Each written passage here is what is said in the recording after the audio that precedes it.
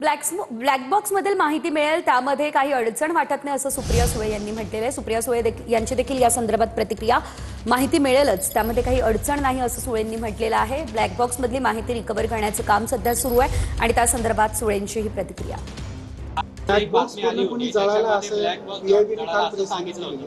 आता रोहित पवार म्हणतात की अजित पवारांसोबत त्यांचे 4 मोबाईल होते, जे मोबाईल तिथं मिळून आलेले आहेत। मोबाईल मिळून येतात, मग ब्लॅक बॉक्स कसा काय जातो असा प्रश्न त्यांनी उपस्थित केलेला आहे। ब्लॅक बॉक्सच्या बाबतीत बरीच माहिती आहे आणि माझा विश्वास आहे की ब्लॅक बॉक्स मधल्या ही माहिती टेक्निकली मिळेलच, मला काही त्याच्यात अडचण वाटत नाही। त्याच्यामुळे ह्या ज्या बातम्या येत आहेत त्याच्यात हा किती तथ्य असेल हा एक कागद जळाला नाही, ब्लॅक बॉक्स कसा जळाला असं रोहित पवार म्हणाले। VSR कंपनीवरती बंदी घालायला हवी अशी मागणी रोहित पवार यांनी केली आहे। ब्लॅक बॉक्स पुढे जळतो का? आता ह्याच्यामध्ये काय सांगितलंय की ब्लॅक बॉक्स जळला, त्यातली माहिती नाही मिळाली, बरंच काय आहे। आता हे काल परवा तुम्ही बघितलं असेल, सगळ्या तज्ञांनी सांगितलंय की 1100 डिग्री सेल्सिअसला 1 तास जर हा आगीत पडला असेल, ते सुद्धा 1100 डिग्री सेल्सिअसला, तरच कुठं ना कुठं तरी हा ब्लॅक बॉक्सला फटका बसू शकतो।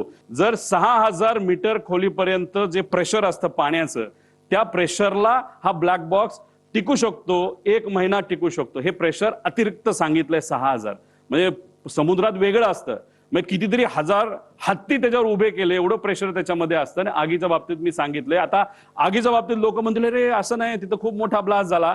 एक तुम्ही समजून घ्या, तिथं बरेचसे कागद हे न जळलेले तुम्हाला दिसले। त्याचं कारण असं, तो भपका जो स्फोटचा असतो तो काही सेकंदासाठी असतो आणि तो नंतर विझून जातो, त्यामुळे कागद सुद्धा जळलेला नाही। त्याची सेम थिअरी या बाबतीत आहे। तो भपका अंदाजे 1001 डिग्री सेल्सिअसच्या आसपास, नाही तर त्याच्यापेक्षा खाली असू शकतो, असं आमचं त्याच्यामध्ये मत आहे। फोन टिकला पण ब्लॅक बॉक्स हा खराब झाला असं जे इन्व्हेस्टिगेशन एजन्सीवाले म्हणतात, आणि पेपर सुद्धा बरेच दिसतात त्या ठिकाणी।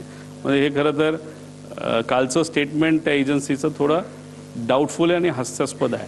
आमचं धडधडीत डायरेक्ट म्हणणं आहे की सत्तेतले बरेचसे लोक हे VSRच्या मालकांच्या निगडीत आहेत आणि VSR कंपनी आतापर्यंत बंद होत नाही, त्याचे ऑपरेशन तसेच चालू राहतात। आणि आज रोहित सिंग आहे कुठं?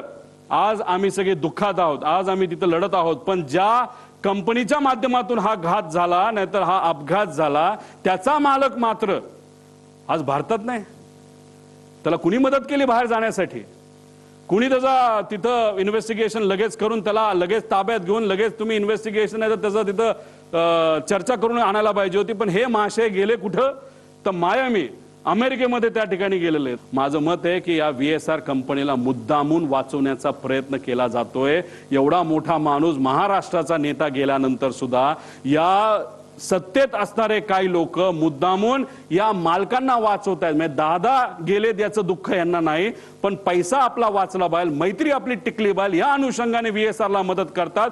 म्हणून आमचं मत आहे की आज नाही तर उद्या VSR कंपनीला बंदी घातली पाहिजे।